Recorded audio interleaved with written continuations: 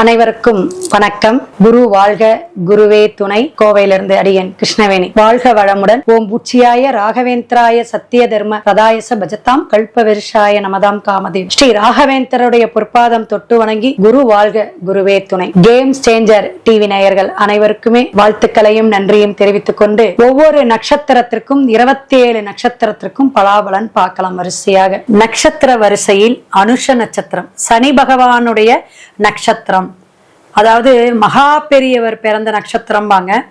சனி பகவானுடைய நட்சத்திரம் அப்படிங்கும் பொழுது கால புருஷனுக்கு 8ஆம் இடம் அப்படின்னு சொல்லக்கூடிய விருச்சிகத்துல 4 பாதங்களும் பிரவேசிக்கக்கூடிய ஒரு நட்சத்திரம் அப்படிங்கிறத நம்ம எடுத்துக்கணும்.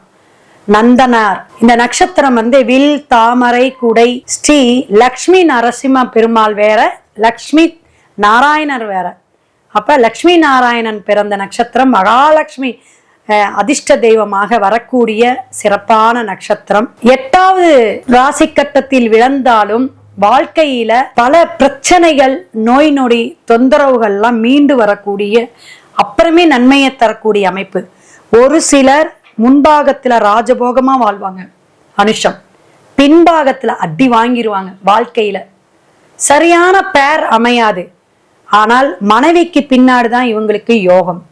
மனைவி நல்ல மனைவியா அனுஷ நட்சத்திரத்துக்கு அமைஞ்சிருவாங்க. எதையுமே ஒரு முடிவெடுக்கிறதுக்கு தடுமாற்றம். ஏன்னா சந்திரன் நீச்சம், முடிவை தடுமாற்றமா எடுக்கிற ஆலோசனை கொடுக்கறத வாங்க மாட்டாங்க. மொட்டை மாடியில உட்காந்துக்குங்க.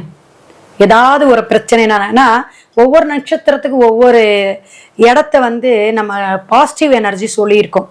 ஸோ மொட்டை மாடியில போய் உட்காரும் பொழுது உங்களுக்கு சில மாற்றங்கள், மன தெளிவை கொடுக்கும். பௌர்ணமி, திங்கட்கிழமை இந்த மாதிரி நாட்கள்ல கூட நீங்க இரவு நேர ஒரு அமைதியான ஒரு இடத்துல போய் உட்காரணும். ஏன்னா நரேந்திர மோடி ஐயா அவர்கள் அவருடைய தியானம், ஈசனுடைய வழிபாடெல்லாம் இங்க கேள்விப்பட்டிருப்பீங்க. அப்ப பிரபலயமா நம்ம ஆகணும்னா போராடி ஜெயிக்கணும். வாழ்க்கை, லௌகீக வாழ்க்கை பிரச்சனையை கொடுக்கும், ஆரோக்கியத்துல பிரச்சனை கொடுக்கும். என்னதான் இருந்தாலும் மற்ற கிரகங்களுடைய அமைப்பும் நம்ம இருக்கு. ஆனா நட்சத்திரப்படி நோயின்றி ஆரோக்கியமாக வாழ்றதுக்கு தாந்திரிக பரிகாரங்களை இவங்க வீட்டுல எடுக்கணும். அதே போல டாய்லெட்டு, இந்த பிளம்பிங் விஷயம் இதெல்லாம் பிரச்சனையை கொடுக்கும். நிறைய பேத்துக்கு பாசிட்டிவ் எனர்ஜி நடக்கிறதுக்கு கஷ்டப்படுவாங்க. நெகட்டிவ் தாட்டு, நெகட்டிவான பேச்சு இயற்கையிலேயே உங்க வாயில இருந்து வரும். தண்ணி பிரச்சனை, அது வாட்டர் டேங்கா இருக்கலாம், அல்லது நீங்க நிலத்தடியில இருக்கலாம். இந்த மாதிரி பிரச்சனைகள் அடிக்கடி போகும். அதே போல கொஞ்சம் பழையதானதையும் வீட்டுல புதுசா இருக்கக்கூடிய விஷயத்தையும் மாத்தி மாத்தி பயன்படுத்தக்கூடிய அமைப்பு வரும். எதையுமே நீங்க பழைய ஜாமானமே வீட்டுல வச்சுக்காதீங்க. பெண்களா இருந்தாலும் ஆண்களா இருந்தாலும் உங்களுடைய பாசிட்டிவ் விஷயம் எல்லாமே எதுன்னு தேடணும் வாழ்க்கையில. அதுதான் மிகவும் முக்கியமானது. ஆன்மீக சார்ந்த சிந்தனைகள் ரொம்ப யோசிச்சு எடுக்கக்கூடிய விஷயமா இருக்கணும். வெற்றி ஜெயம் அப்படிங்கிறதுக்கு முழு கொட்டை பாக்குன்னு சொல்லுவாங்க. அந்த பாக்க என்ன செய்யணும், உங்களுடைய பாக்கெட்ல வச்சுக்கோங்க. மகாலட்சுமி யோகம், சில தாந்திரியம் தான், அதெல்லாம் நிறைய இருக்கு. நீங்க போன் பண்ணி டிஸ்பிளேல நம்பர் வருதுல கேட்டுக்கோங்க. அப்ப முன்ஜென்ம கர்மாவை சுமந்து பிறக்கக்கூடியதே சனி நட்சத்திரம் அப்படின்னு நம்ம சொல்லுவோம். அப்ப அந்த கர்மவினை தொடர்பாக பல பிரச்சனை சிக்கல்கள்ல வாழ்க்கையில போராடிதான் நீங்க இந்த ஜென்மத்துல ஜெயிக்கணும். விதி, என் தலை விதி. ஒண்ணு மனைவினால அல்லது பிள்ளைங்கனால பல பிரச்சனைகளை, கவலைய உங்க வாழ்க்கையில ஏற்படுத்தும். லேட்டா திருமணம் நடக்கும், சரியான காலகட்டத்துல திருமணம் நடைபெறாது அப்படிங்கிறத, தொழில ஏற்றம் இறக்கும். மேக்சிமம் சுயதொழில் செய்யறவங்க ரொம்ப லாபத்தை ஈட்ட முடியாது, நஷ்டத்தை தான் ஈட்டுவாங்க. 2-3 தொழில் செஞ்சு வாழ்க்கையில முன்னேறக்கூடிய அமைப்பை இருக்கும். ஒரு இலக்கை அடையணும் அப்படின்னா போராடி தான் ஜெயிக்கணும். அப்ப நம்மளுடைய சந்திர திசை படாத பாடுபடுத்தும். சுக்கிர திசையில உங்களுக்கு நல்ல ஒரு 10 வருஷம் பீக்ல இருப்பீங்க. வண்டி, வாகனம், வீடு, ஒரு விஷயத்தை இழந்து போராடி கஷ்டப்பட்டு அப்புறமா மீண்டு தளர்ச்சி எடுக்கக்கூடிய அமைப்பு உங்க வாழ்க்கையில இருக்கும். உணவு சம்பந்தமான விஷயங்களை கவனமா இருக்கணும். உபாதைகள் வரும். உங்க ஃபேமிலியில உறவுகள்ல ஒரு பைத்தியம் முடிச்சவங்க, மனநிலை பாதிச்சவங்க இருப்பாங்க. திருமணம் ஆகாதவங்க கண்டிப்பா இருப்பாங்க. சித்தப்பா பெரியப்பா பங்காளி வழியில ஒரு சண்டை சச்சரவு போயிருக்கும். இடமோ வீடோ பிரச்சனை இழந்திருக்கக்கூடிய அமைப்பு அப்பா வழி வர்க்கத்துல உண்டு. உங்களுடைய வண்டி வாகனத்துல நீங்க காலில் விழுகிறது, காலில் விழுந்து அடிபடுறது, அதே போல காலில் ஏதாவது காயங்கள் ஏற்படக்கூடிய அமைப்பு ஏற்பட்டிருக்கும் அப்படிங்கிறது. நீங்க நெல்லிக்கனியை தானம் செய்யுங்க. மகாலட்சுமி நோம், அதாவது பெண்கள் கூட நம்ம அனுஷத்துல இருக்கிறவங்க என்னங்க மேடம் அப்படிங்குவாங்க. கனகதர சாஸ்திரம் கேட்டு வாங்க, வெள்ளிக்கிழமை நல்லா இருக்கும். நெல்லி மரம் விருஷமா இருக்கிறதும் மகிழ மரம் விருஷமா இருக்கிறதெல்லாம் விருஷ தானம் பண்ணும் பொழுது ஃபோன் பண்ணி கேளுங்க எப்படி பண்ணணும், அது என்ன முறைகள்லாம் இருக்கு. அப்படி பண்ணும்போது உங்களுடைய ஆரோக்கியம் ஆயுள் பெருகும். நல்ல வளம் நல்ல செல்வம் உங்களுக்கு அனுஷத்துக்கு வேணும் அப்படின்னு கேட்டீங்கன்னா திருமண வாய்ப்புகளை நழுவ விடாம கவனமா எடுக்கணும். லவ் மேரேஜ் செட் ஆகாது. எப்பயுமே ஒரு அரேஞ்ச் மேரேஜ் உங்களுக்கு நல்லா இருக்கும். அந்த தடை தாமதம் ஏன்னு ஜாதகத்தை பார்த்துக்கணும். இப்ப ஆண்களுக்கு மனைவி வந்த பிறகுதான் நல்ல முன்னேற்றம் இருக்கும். தொழில மாற்றம் இருக்கும், ஏற்றம் இருக்கும். ஊரு விட்டு ஊரு, நாடு விட்டு நாடு போய் சம்பாதிக்கக்கூடிய நிலைப்பாடு வரும். அரசு வேலை, அரசு அங்கீகாரம் சில மாற்றத்தை ஏற்படுத்தும். 40 வயசுக்கு மேல 45 வயசுக்கு மேலதான் நல்லா இருக்கும். ஒரு ஆரோக்கிய குறைபாடுல இருந்து அதுக்கப்புறம் மீண்டு வரக்கூடிய விஷயம் நடந்திருக்கும். எதையுமே இவர்கள் வீட்டை ஒரு கோயில் மூல வச்சுக்கணும். பீடையா அசுத்தமா நிறைய பழைய ஜாமான்லாம் போட்டு வச்சிருந்தீங்க அப்படின்னா மனக்குழப்பம் மனசஞ்சலம் நடக்கும், கிடைக்கும். அப்படிதான் சொல்லணும். கிஃப்ட் மாதிரி வந்துடும் அது. அதனால வீட்டை தெய்வீக கலையோட வச்சுக்கணும். எப்பயுமே ஆண்கள் தீபம் ஏற்றி வழிபாடு எடுத்த சிறப்பு. ஆண்கள் அந்த தீபத்தை குளிர வைக்க கூடாது. வீட்டுல ஆண்கள் ஒரு குடும்பத்துல வழிபாடு எடுக்கிறது, கும்பாபிஷேகத்துல போய் கலந்துக்கிறது, கோயிலுக்கு போயிட்டு வந்தாவே அந்த குடும்பம் நல்லா இருக்கும். ஏன்னா குடும்ப தலைவன் அவருடைய வர்க்கம் தான் நமக்கு குலதெய்வமா வருது. இதெல்லாம் நம்ம பாரம்பரியமா சொல்லி பழகிறது.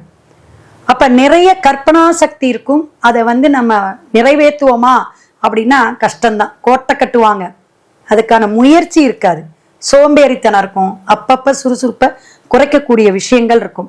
வீட்டுல சாலை அருகிலேயோ ஒரு தெரு ஓரமோ மொக்கு வீடோ ஒரு இறைச்சலான இடத்திலேயோ இவங்க குடியிருப்பீங்க. அப்ப ஏக்கர் பூமி நல்ல ஒரு வாழ்க்கை தராதரத்தோட வாழ்ந்தவங்க அம்மா அப்பா வழியில இருப்பாங்க. இடமாற்றம் அடிக்கடி இருக்கும். விருச்சிகத்துல விழறனால அடிவயிறு, யூரின் இன்ஃபெக்ஷன், அது மாதிரி ஏதாவது ஒரு பெரிய சுகர் பிபி இந்த மாதிரி விஷயத்துல தொடர்ந்து மருந்து மாத்திரை சாப்பிடக்கூடிய அமைப்பு இதெல்லாம் வந்துடும். கிட்டத்தட்ட 27, 29 வயசுல எல்லாம் ஸ்டார்ட் ஆயிரும். அப்ப உடல்ல கவனம் தேவை. தந்தை வழியில சொத்து தகராறு, பகைமையெல்லாம் ஏற்பட்டு உறவுகளிடையே பிரிவினைகளை கொடுக்கக்கூடிய அமைப்பு, ஒரு உறவே பகையா போகக்கூடிய அமைப்பு வரும். நல்ல குழந்தைகளை வளர்க்கக்கூடிய கவனம் அனுஷ நட்சத்திரத்துக்கு உண்டு. சின்ன சின்ன விஷயத்துக்கு நிறைய கெட்ட பேரு வாங்கக்கூடிய, அவமானம் படக்கூடிய காலகட்டம் எல்லாம் போகக்கூடிய உங்க வீட்டுல இருக்கும். பெண் சாபம் இருக்குமே, சில நட்சத்திரத்துக்கு தான் பெண் சாபமும் இருக்கும். அப்புறம் நம்ம கிரகங்களுடைய அமைப்பு பாவகத்தையும் நம்ம பார்க்கணும். அப்ப குடும்பத்துல அது முன்னேறாம இருக்கக்கூடிய தடையை கொடுத்துக்கிட்டே இருக்கும். குறிப்பா ஆண் வாரிசுகள் பாதிப்பை அடையும். உடல் உபாதைகளோ தொழில் சார்ந்த விஷயத்திலே. சூரியனுடைய தோஷம். தை மாசம் அல்லது மாசி மாதத்துல ஸ்ரீவாஞ்சியம் போயிட்டு வாங்க. அதே போல முருகன் வழிபாட்டுல திருச்செந்தூர் முருகப்பெருமானை வியாழக்கிழமை அல்லது செவ்வாய்க்கிழமை போய் வழிபாடு இடுங்க. ரொம்ப கண்ணீர் விட்டு கடல்ல நாழிக்கிணறுல எல்லாம் குளிச்சுட்டு ஒரு மஞ்சள் வேஷ்டி துண்டோட போய் வழிபாடு இடுங்க. முடிஞ்சா உங்க லைஃப்ல ஒரு 5-6 தடவை மொட்டை திருமுடி கொடுங்க, முடித்து கொடுத்துட்டு வந்துருங்க. திருச்செந்தூர் முருகனுக்கு ரொம்ப நல்லா இருக்கும். உடல் சார்ந்த பிரச்சனைகள் இருக்கிறங்க, விருத்தபுரீஸ்வரர் கோயில் சிவன் வழிபாடு இடுங்க. சிவபுராணம் பாராயணம் பண்ணிட்டு வாங்க, இல்லாட்டி கேட்டுட்டு வாங்க, சிறப்பா இருக்கும். அனுஷ நட்சத்திரம் வருடந்தோறுமே திங்கட்கிழமை அல்லது பௌர்ணமியில திருவண்ணாமலை போயிட்டு வந்துருங்க.